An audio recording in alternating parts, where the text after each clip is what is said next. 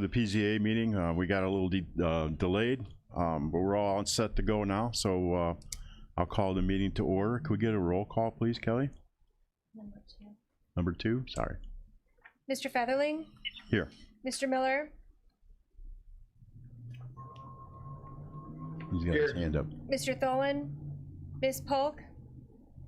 Here, present. Mr. Payton? Yeah, present. Ms. Peters?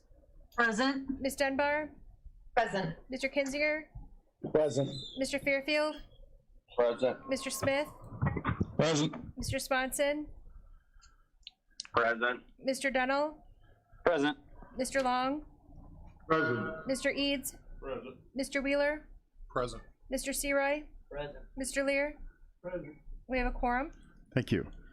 I've been notified of any public comment here? None? Okay, thank you. We'll move to the next thing will be approval of minutes from October 21st, 2020. Get a motion for approval of minutes. Okay, Mr. Payton and Ms. Polk second. Get a roll call, please. Mr. Featherling? Yes. Mr. Miller? Aye. Ms. Polk? Aye. Mr. Payton? Do you want out now that you're awake? Ms. Peters? Aye. Come on. Ms. Dunbar? Aye. Mr. Kinzinger? Aye. Mr. Fairfield? Come on. Aye. Mr. Smith? Present. Mr. Swanson? Aye. I think he had to go outside. Mr. Dunnell? Aye. Mr. Long? Aye. Mr. Eads? Mr. Wheeler? Aye. Mr. Seroy? Aye. Motion carries. Thank you.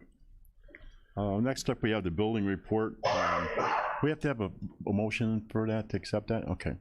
You get a motion and second to accept the building report for October 20th. Peters Makes that first. motion.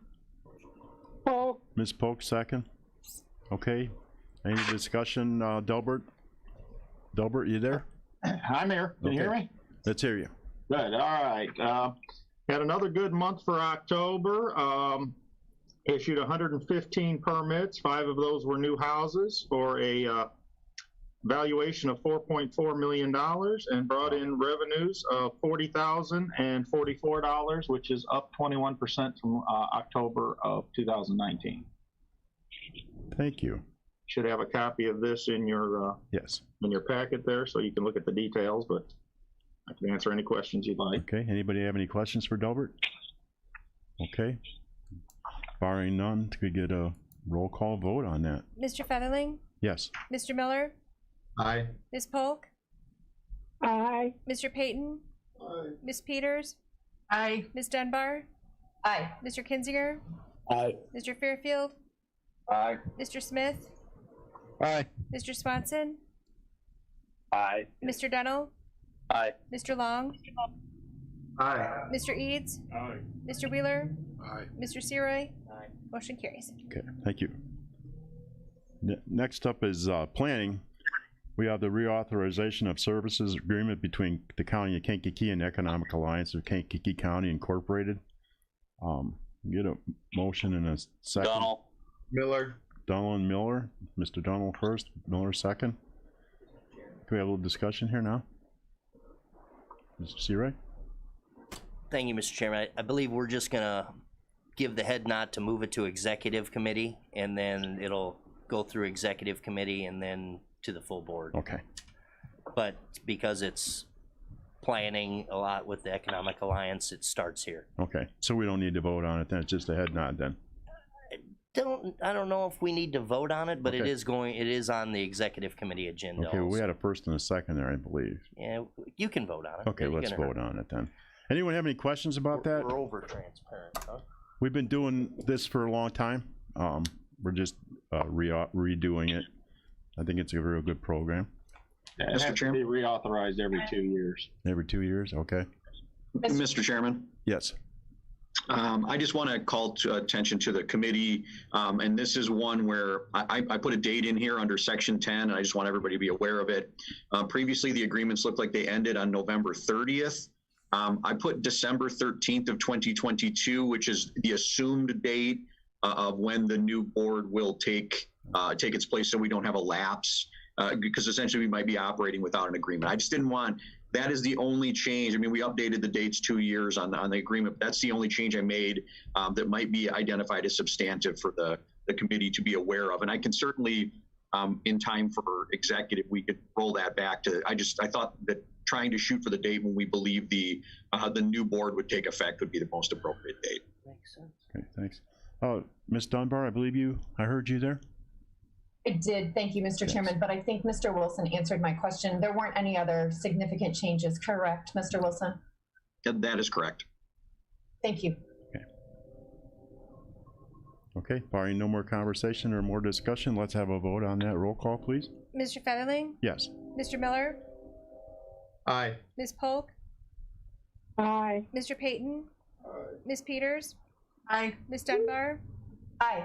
Mr. Kinzinger, Aye. Mr. Fairfield, Aye. Mr. Smith, Aye. Mr. Swanson,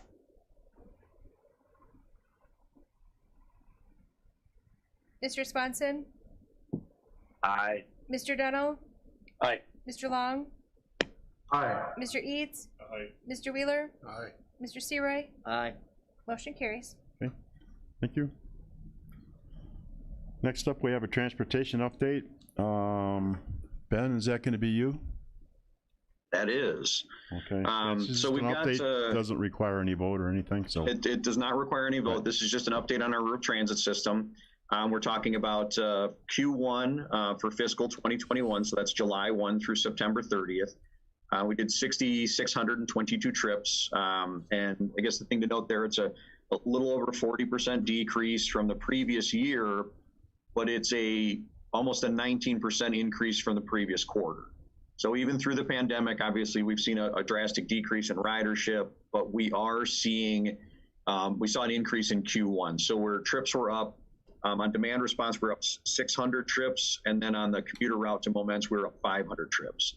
So that total of 6,200 trips isn't half bad, but it's still far below where we would be in a non-pandemic year. But it's nice to see a rebound as businesses were getting open and people were getting back to work. The people were riding on the bus.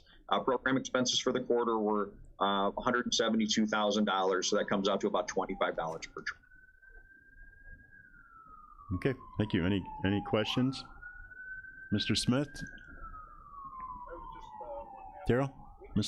Daryl Smith? Can you hear me now? Can't hear you, Daryl. Barely. I'm just trying to find out if we're charging people for rides. Currently, we're not collecting fares, Mr. Smith. Just with the exchange with the drivers, we're not collecting fares. And is that reimbursed some way through CARES or not? They're able to request the reimbursement. The fare box is not actually part of our formulaic, so we're able to tap CARES funds for the majority of our expenditures, but we can still tap 5311 and downstate operating assistance for the remainder of the fund. So it's not collecting fares isn't costing the county on the program. It's just it's a little safer for the drivers to not be exchanging money right now.